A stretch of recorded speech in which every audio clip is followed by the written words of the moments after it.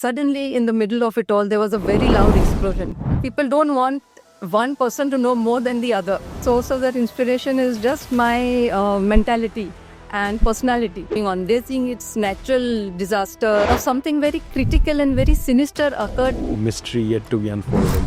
So the reaction wasn't positive at all. Planes and ships have been disappearing with exact cause nobody can ask. You won't believe it, but there were people who stopped talking to me. What exactly are you aware about the Flight 19? Disappearances in the area of this triangle. That life can exist only on Earth. That life would be something totally different. The radios and all that, all those things stop functioning. Read the book with an open mind. Then maybe we can meet the aliens we want.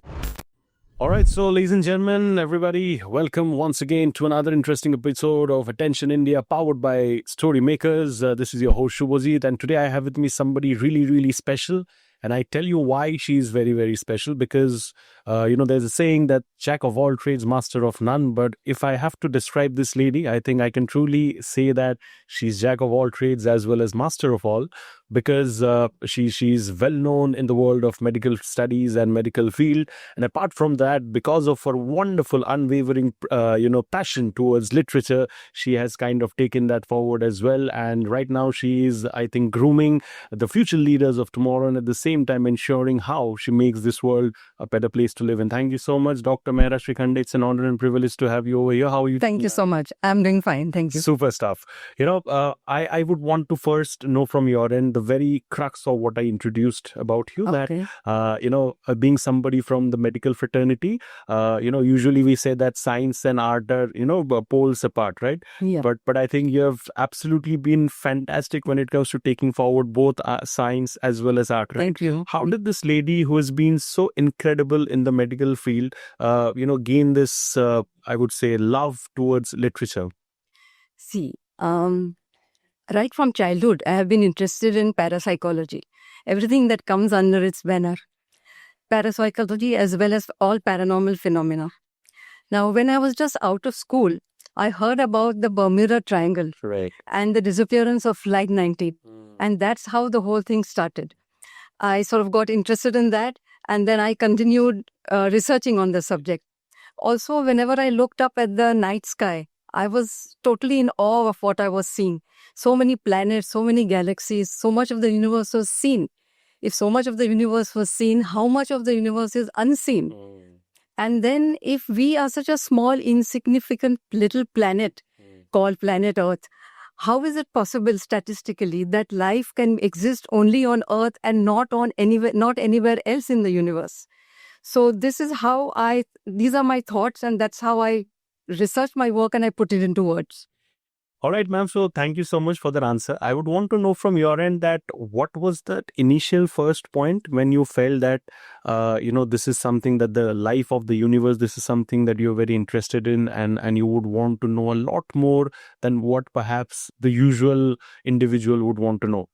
A combination of looking at the night sky and wondering as to what God has made, as well as experiences like the Bermuda Triangle and Flight 19. These two things gelled together, and I decided to pursue that. And then ultimately I wrote a book on it because I had so much material with me. Right. Absolutely. The research was in place, and that's why in order to, I would say, take forward all the material that you had, a book was everything that we would have looked forward to, and you have got that. A lot of scientists are also, ma'am, of this opinion that, there are multiple universes. It's not just about one universe. And just when we have this thought, that is in itself such a mind-boggling thought, right? That there are multiple universes. One universe itself is so huge, right? What is your opinion on that? Do you agree with that? Yeah, see, initially multiple universes were the stuff of science fiction. Right. But then some scientists realized that there are multiple universes. But, with everything that starts new, there was an objection to it. But I feel there are multiple universes called multiverses, and they exist all around us, but we are not able to see them. And here life on Earth is like life on Earth. But what would the life be in other universes? Though that life would be something totally different. Now the universe is expanding, so we can't see that. But one day if the universe starts contracting, then maybe we can meet the aliens we want to. Since you mentioned about aliens, I think right now for an average human being who's living on Earth right now, whenever we see a UFO or whenever we see like a flying saucer, because UFOs are also called flying saucers, we feel that, oh, a UFO has been spotted, maybe aliens are coming down to Earth and they're trying to figure out what's happening on Earth, etc. So what is this concept of UFO? If you could describe for our audience, what is exactly, why rather exactly a UFO is also called a flying saucer? If you could just tell our viewers a little more on that. See, UFOs are also called flying saucers because of a person named Kenneth Arnold. Now, Mr. Kenneth Arnold, an American civilian pilot, was to fly from one point to another in Washington state, and he was to pass over the Cascade Mountains. Okay. He was to go very near Mount Rainier, which is the highest peak of the Cascade Mountains. Now, as he was high up there, suddenly a flash of light caught his eye. And when he looked, he saw 9 objects wobbling like saucers skipping on water. That is how we described it, that they were wobbling as if saucers are skipping on water. So when he reached base, he told journalists this, and they picked up the word flying saucer, and that word flying saucer was coined. Wow, it's quite interesting because from a layman's perspective, we only hear terminologies and nomenclatures, but we are not really aware of why the naming was done. So I think this was quite an interesting story. Could you tell us, ma'am, our audience, about maybe some of the world's most famous UFO sightings? Where was it seen? Who saw it? Maybe, and what were the references that were drawn by scientists out of that? See, there are plenty and plenty of UFO sightings, but I'll tell you one which was seen by trained military personnel. Now, this happened in a place called Rendlesham Forest in Suffolk in the United Kingdom. Okay. It was the night of 26th December 1980.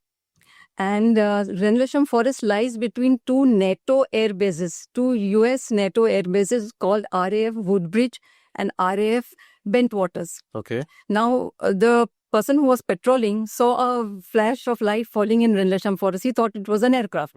So he called his seniors. The seniors came and they saw a triangular object, a metallic object standing over there. It was no aircraft. It emitted some beams of light. It emitted a kind of radiation.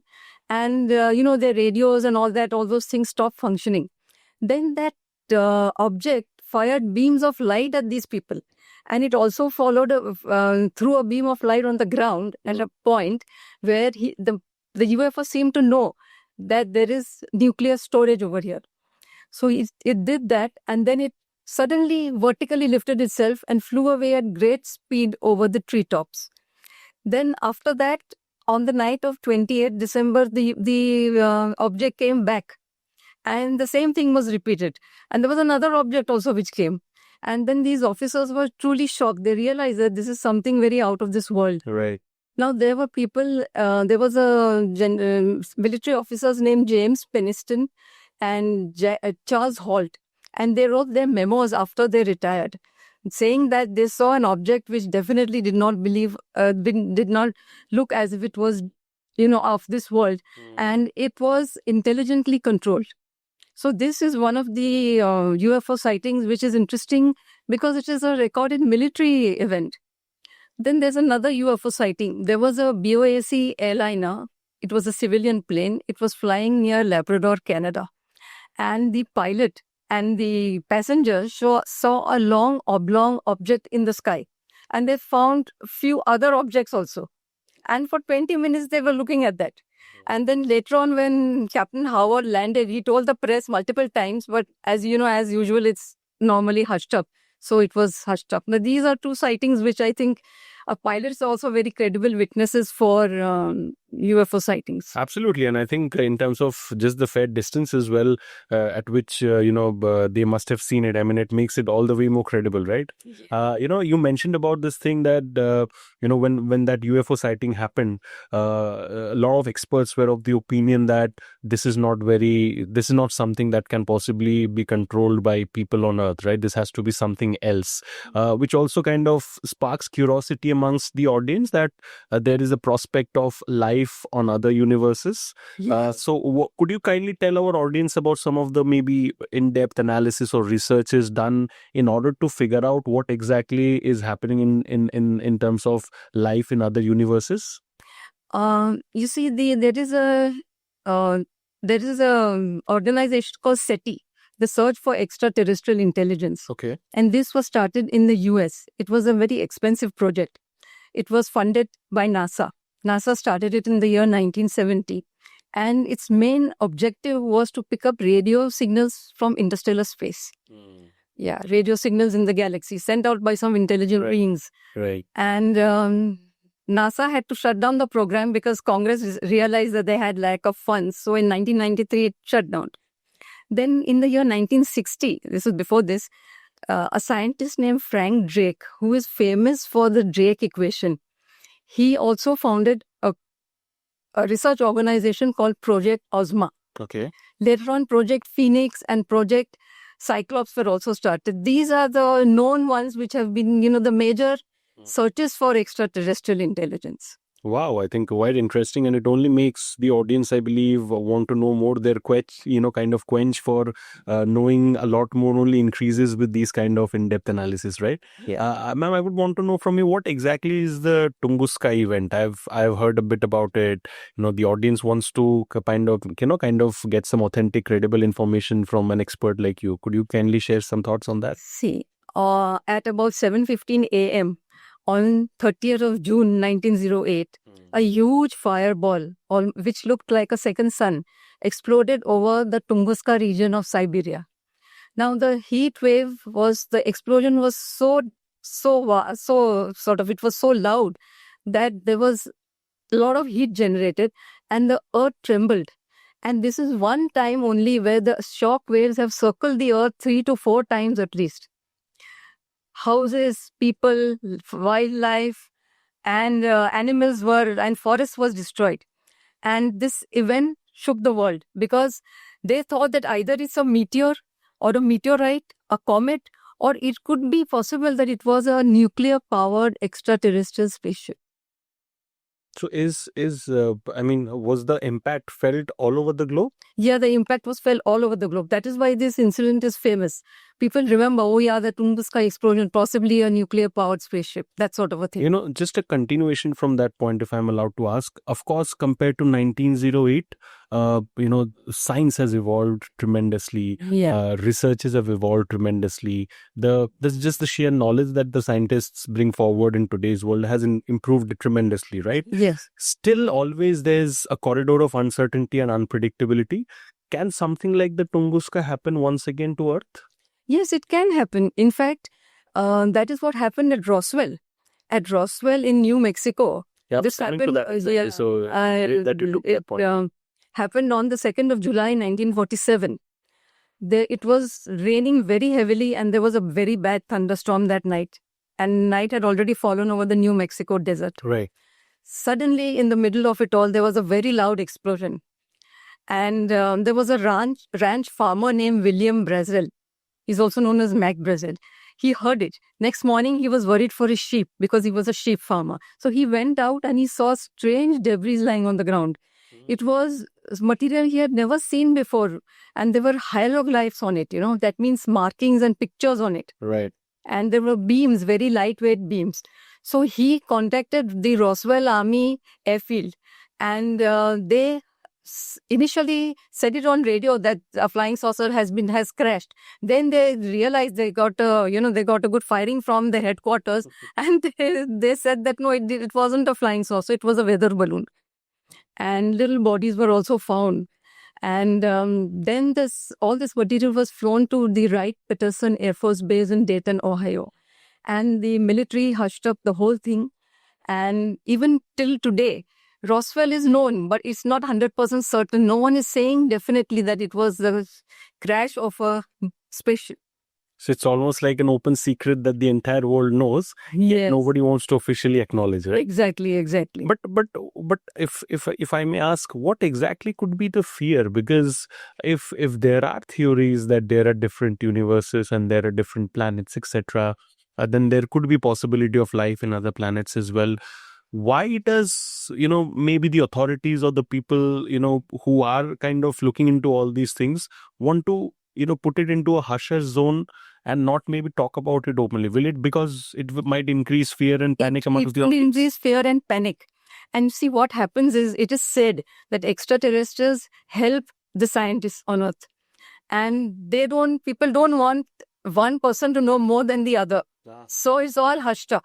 Right. That is why it's hushed up. But the main thing is panic and fear. Fair enough, fair enough. Could you tell us more about the Area 51? Area 51, in the middle of nowhere, in the Nevada desert of America, there is a very nondescript, absolutely ordinary piece of land. And this piece of land has some mountains. It has 2 lakes, Groom and Papoose Lake, and it has an airstrip. Now, this area is one of the most highly classified areas in the world. But if you look at it, you just can't believe it. Wow. And here, everything was again hushed up. But then a physicist who worked over there named Bob Lazar, he spilled the beans on a new Los Angeles TV show in the year 1989. He told them that I was working over there and his job was to reverse engineer UFOs. Yeah. So his life was in danger actually after that. But he was the one who said that there are extraterrestrials in Area 51, but I have not seen anyone. But all this goes on. And the military take on it is that here there is, there are just secret operations in the sense of we are building different military aircrafts, which we don't want the world to know about. That's the secrecy. Wow. So that's something about Area 51. I'm just wondering before I move to the next question, just the sheer kind of insights that you're sharing. I'm sure our audience and viewers over here, with almost every point that you mentioned, they're just going to be doing their Google search. Okay, ma'am has spoken about this. We want to know more about this. Ma'am has spoken about this. So I think that will only enhance the knowledge overall amongst, I think, all sorts of audiences. Could you tell us more about what exactly are crop circles and what's actually their significance? See, crop circles are made in fields by flattening the crops. Now, these are mainly cereal crops, and they are seen mainly in England, in southwestern England, southeastern England, and they are, circular. Mainly they are circular. They may be semicircular, they may be triangular, they may be rectangle shaped. And these crop circles sometimes have designs. I've seen one photograph of a crop circle which has a design of pie on it. Oh, inside it. So who makes these crop circles? It's very interesting. Either it is made by natural environment, or it is made by hoaxers. People have, said that yes, we made crop circles, or it could be the work of extraterrestrials. So exactly what are crop circles and what their significance remains a mystery. Mystery yet to be unfolded. When we started the conversation, ma'am, you just touched base upon the Bermuda Triangle, right? Yes. And I think this is one of the biggest mysteries on planet Earth. And people just want to know so many things. You spoke a little bit about Flight 19 as well, but just a little bit. But of course, the curious mind that I have while I'm talking to you, me and of course our audience would want to know a lot more. What exactly are you aware about the Flight 19? What exactly would you want to share with our viewers, authentic information about the Bermuda Triangle that everybody should be aware of? See, the Bermuda Triangle is a triangular piece of ocean in the western part of the North Atlantic Ocean. Right. And the points of this triangle are Miami, Florida, Bermuda in the Bahamas, and Puerto Rico. Right. It's an imaginary triangle. And here, since centuries, a few ships, boats, and planes have been disappearing. But it was only in the 1970s that attention was brought to these disappearances. And people started wondering that exactly what is going on. Now, till today, nobody is exactly aware of what is going on. They think it's natural disasters, accidents, or the Bermuda Triangle is said to be a portal to another dimension. If it's a portal to another dimension, then all these planes and all are being sucked up into another dimension. And this is not a very ordinary area of the ocean because, your sudden fogs are seen. Suddenly fogs appear, blinking lights appear, and time and space get disoriented. They are sort of warped. Pilots, naval officers, these people suffer from some kinds of delusions and hallucinations also. This is a problem in the Bermuda Triangle.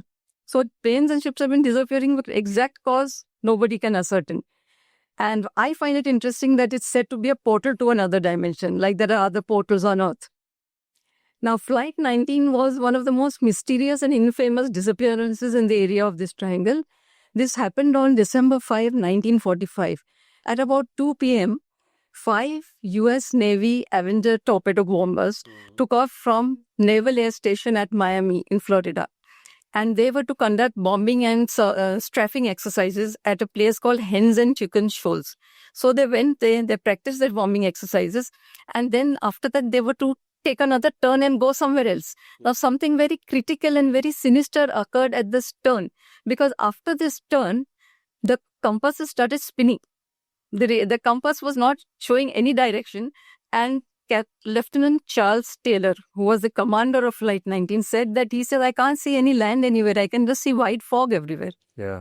Now this flight ultimately must have gone zigzag in zigzag directions because it lost radio contact with base. And maybe it ran out of fuel and crashed into the ocean. That is what we feel. Now, Flight 19 was just one of the examples of a very famous happening that happened in the Bermuda Triangle. Other planes have also disappeared along with entire crew. So this is the mystery of Flight 19. And even in spite of extensive searches, no oil, not even an oil slick was found. Nothing was found about this flight. No debris. God knows where it went and what happened to it. And at 7:30 p.m. on the same day, another Martin Mariner plane was sent to look for this flight. Surprisingly, that plane also disappeared. And so that day, 6 planes and so many people just disappeared into oblivion, vanished into thin air. But, if there are so many instances that have been happening over there, I don't know, has it been declared a no-flying zone yet?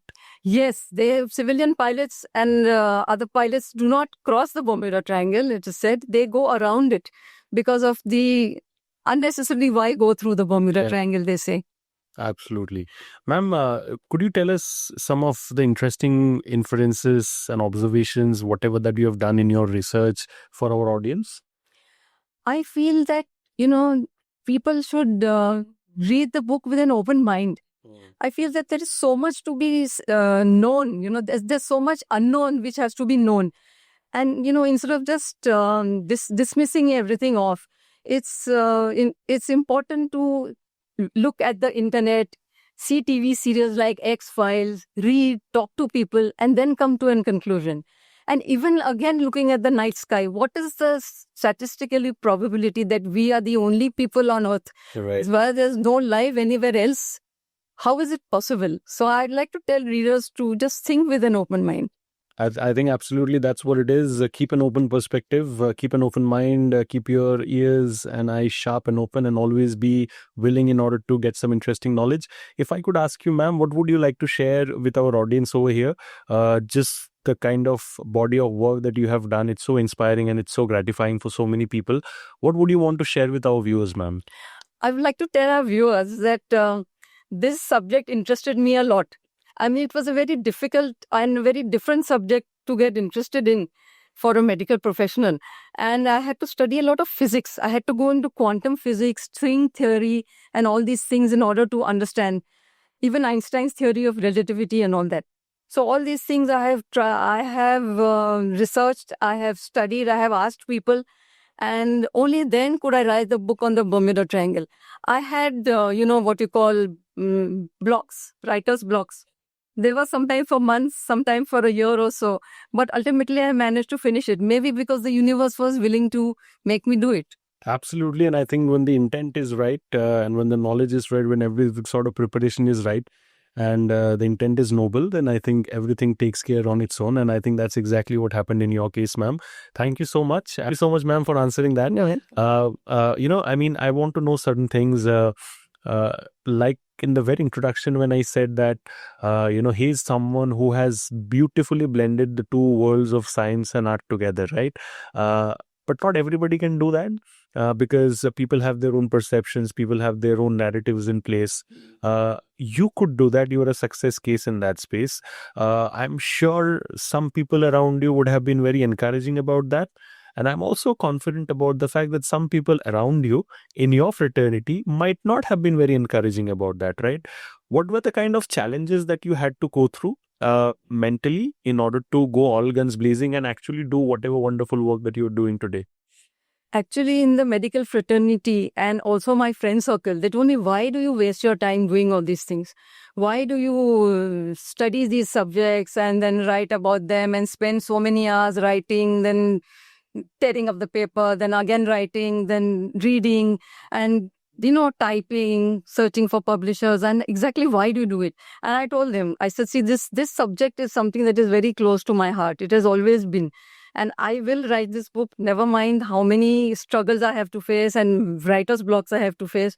And ultimately, I've took a good number of years to write because of the challenges that I was having. I was having a lot of challenges myself. Other people, yeah, fine, they were discouraging me. Then I used to wonder, what am I doing? Am I doing something right? But then I told myself that I have to do this for myself. I have to write this book for myself. Never mind what people say. So this has been my journey. If I can just talk about that, there are a lot of people who were criticizing you, right? And, Yes. I truly believe that if you cannot help individuals grow, at least don't undermine them in a way where they can have a lack of motivation, right? Like you said that you wanted to do this for yourself. But deep down in your heart, if I can ask you honestly, was there even 2% of emotion to prove it to also those people who thought you couldn't? Ki, this is what I've done. This is what you all thought that I perhaps would not be able to do. But see, I have done it. Was that thought also somewhere there in your heart? Yeah, about 1 to 2% that thought was there. That, okay, let That's me so do it. natural, Let me right? do it. I must do it. That was a motivation. Absolutely. People criticizing you, telling you not to, and you wanting to do it and doing it is a motivation. But again, here comes this lady who has achieved so much in her field. She's got nothing to prove, right? But the fact that you still go with that unwavering passion and dedication towards doing all these wonderful things together, what exactly is the source of that inspiration?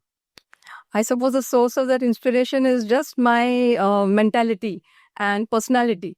That I want to do something, I want to do something very badly, and come what may, I will do it. We would love future leaders and future visionaries like you as well.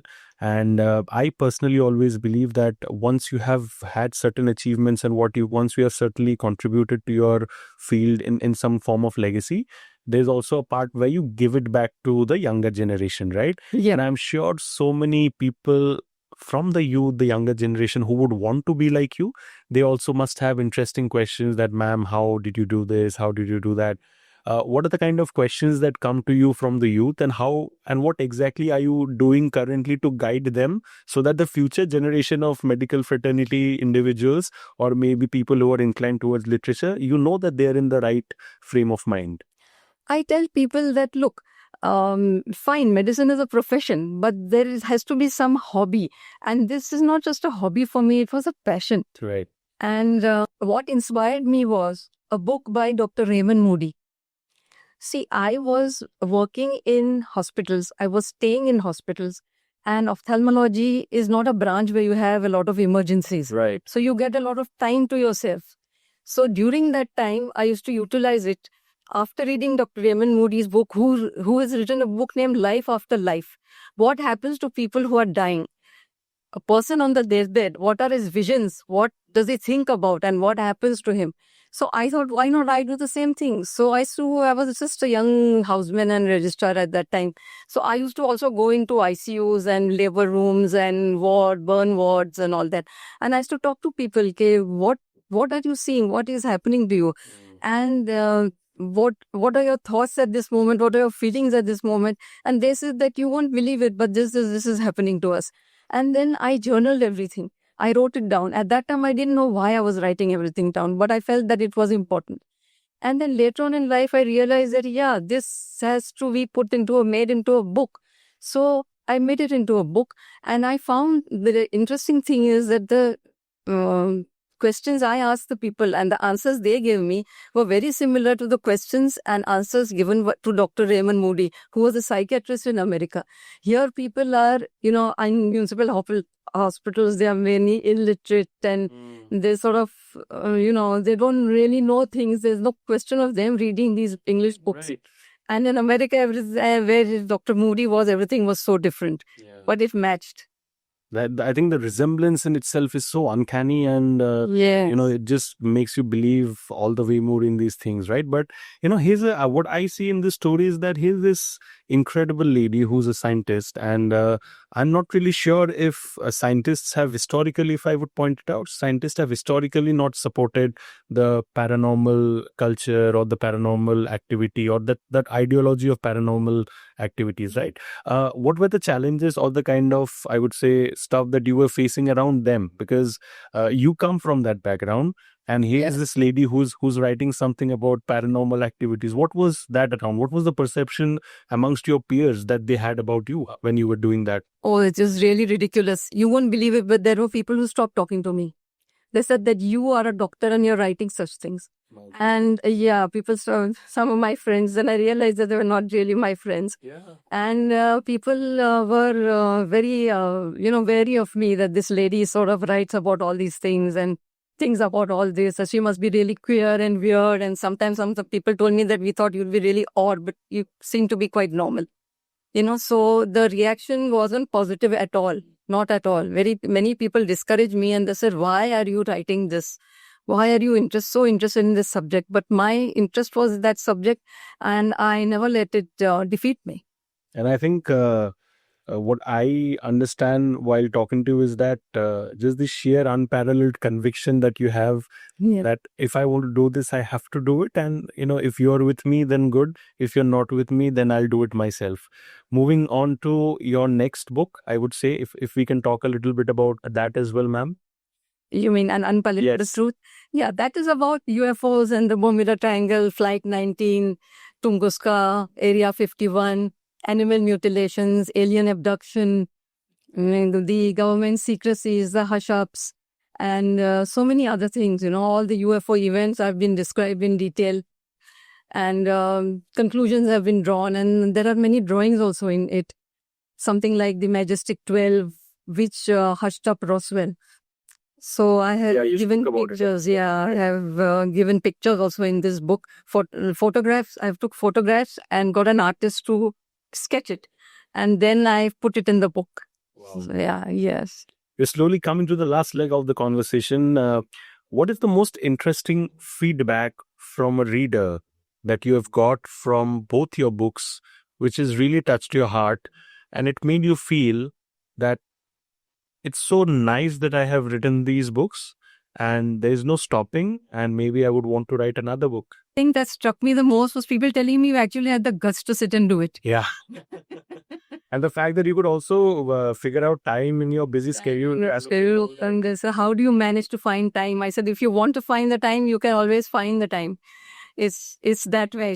So it was like, I felt very proud when people told me that, yeah, we read your book, we liked it very much. Even people abroad have been, sending me, say, emails and talking to me about it. So this thing is about having the guts to do it, and actually doing it was very inspiring, and it gives me inspiration to write more books. Absolutely. And I think these are all about different steps. Like, the first step is having the guts and the courage. The second stage is the implementation stage. And the third stage, I believe, is the gratification stage, when, the thing is out in front of the world and you get all the sort of love. Last question, ma'am. So many things that you have done in your space, and you've done so well, right? What is perhaps that one thing in your bucket list or in your mind right now that you would want to do with all your heart and passion? I think I would like to write a very good novel. Maybe write short stories about the same subject, because this is a subject that interests me and is very close to my heart, about occult things, real life incidences. Names change and put the stories as they are, because as all these years I have heard a lot of people telling me their experiences and stories. Right. So I think that that would be something that I would really like to do. Absolutely. And I think we would also want to read more about that. Thank you so much, Dr. Mehra. It's been a pleasure speaking to you. And I think so much of knowledge, wisdom, and insights that our audience, I'm sure, could have from this conversation. And, I believe you've already written these two incredible books. I'm sure you can go for a hat trick as well with the third one. Yes. And if we would want to know more about it. So thank you so much. That's a wrap. We will see you all very soon with another interesting episode. Thank you so much.